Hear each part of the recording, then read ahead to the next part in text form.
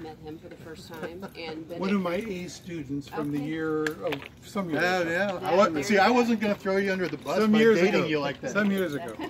So he's the director of the Mill Creek Watershed, and then Bennett Kotler, right? Yep. Was our program project manager, so they kind of handled all the nitty gritty.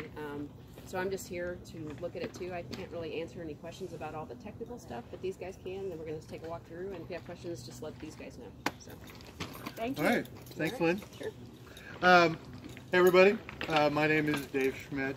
I am the executive director of what we're now called the Mill Creek Alliance, actually. The Mill Creek Watershed Council of Communities has merged with another Mill Creek watershed protection organization called Groundwork Cincinnati Mill Creek. So our two groups have come together, and officially I think it's actually July 1st, but we're already going by the Mill Creek Alliance. So real quickly, I mean, our group has been working for 25 years to restore and protect the Mill Creek watershed.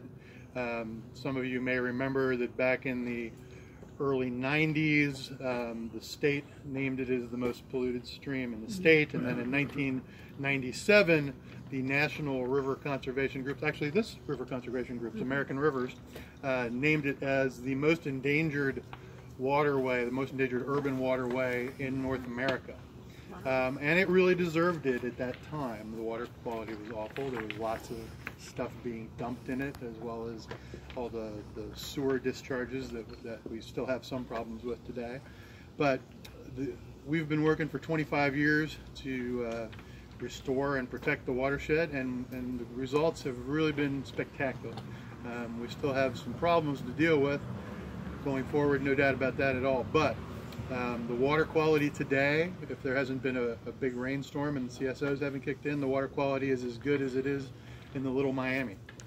And the biodiversity in the stream, the types and varieties and numbers of fish and macroinvertebrates, crawdads, other little critters in the stream have rebounded tremendously.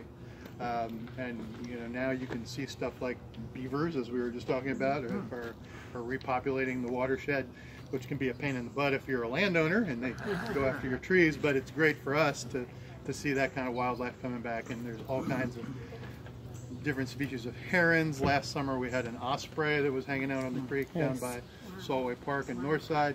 So all of that is just a sign of how quickly the watershed is rebounding. And you know, it's just, for me, it's inspiring. You know, nature is incredibly resilient if you just give it a chance. Yeah. So, I also, again, introduce, Lynn pointed him out, but Bennett Kotler, who is our in-house project manager. You know, I'm relatively new to the organization. I've only been the executive director for about a year. Bennett's even newer than that. He stepped into the shoes of Jim Moyer, who our former project manager, and Bennett's only been on board for a couple of months, so I'm not going to throw him under the bus too much.